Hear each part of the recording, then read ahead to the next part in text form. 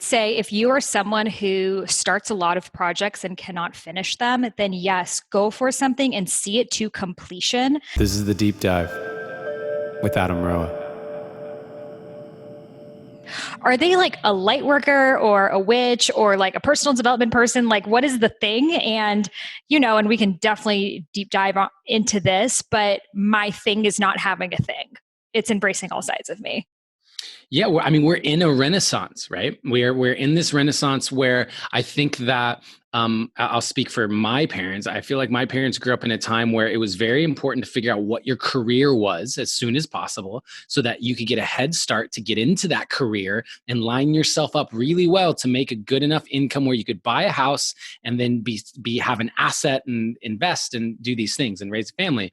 And now I see more and more this desire to not be put in a box and say, you know what, I want to be able to do poetry and filmmaking and music and run a business and all of the things. Mm-hmm.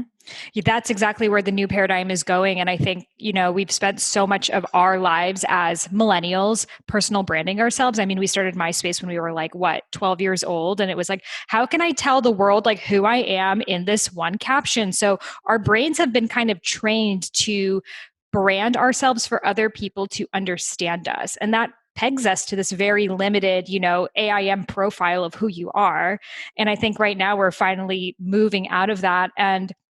And I think the confusing part of it is, well, how will people find me if they don't know what to call me? And I do want to say that I did definitely have a niche at the beginning of starting my work. It was Ayurveda. So I was obsessed with Ayurveda. I wrote books about it. I went so far into it. I lived in India. I was the Ayurveda queen. But eventually I hit this point that I was like, are these really the conversations I'm going to have forever? Vata Pitta Kapha, da da da da da. It felt. Some people, I think, can have the same conversation over and over again for the rest of their lives. And some people who are just more creative, more vata, as I would say, cannot. And I would rather be misunderstood than repeat myself and only use a limited part of my brain. I love that sentence. I would rather be misunderstood than repeat myself. I actually really appreciate that perspective because I feel like I spend a lot of my time actually in the inquiry of how do I get people to understand. And it's a fine balance because as an artist, it's not actually about getting you to understand. The art is about me getting to express. Mm-hmm. And then as an influencer, as a coach, as someone who very much is concerned with helping people understand the fundamentals of things like compassion or mindset or that, then it is important for me to make sure that understanding gets to be wrapped in what I'm doing. So I feel like I bounce back and forth between those two. And they can understand what you are doing. Like when you are saying a poetry piece, I am understanding, but I don't have to then classify you as a poet. You can then be just as understood talking about climate change or talking about something else. So I think it's in the moment you want to be understood, but don't let that feeling of being misunderstood keep you from tapping into your true essence, your true dharma, which is not limited to one role. Mm-hmm.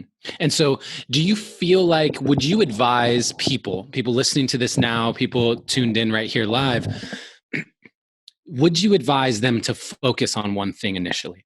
Because I know you're not doing it now and I'm not doing it now, but I would say that I've been singular focused at various stages. So to have this multifaceted aspect of you and your business, if someone was starting out and didn't feel like they had that one thing, would you advise them to have it? I would say if you are someone who starts a lot of projects and cannot finish them, then yes, go for something and see it to completion. I have this analogy of moving it through your doshas. The vata is the idea, the pitta is the execution, and the kapha is the reevaluation. So a lot of us, especially creative types, we're so in the vata, I want to do this and I want to do that. And it's all of these new things that we, notebooks that you write the first page in that you never finish. So if that's you, see something to completion, but also don't don't divorce yourself from those other aspects of you. So as I was writing my Ayurveda book, I kept going to dance class. I kept, when I could, painting or doing whatever else. It wasn't part of my career. It wasn't something that I was really even sharing that much, but they were still aspects of me that I was continuing to nourish.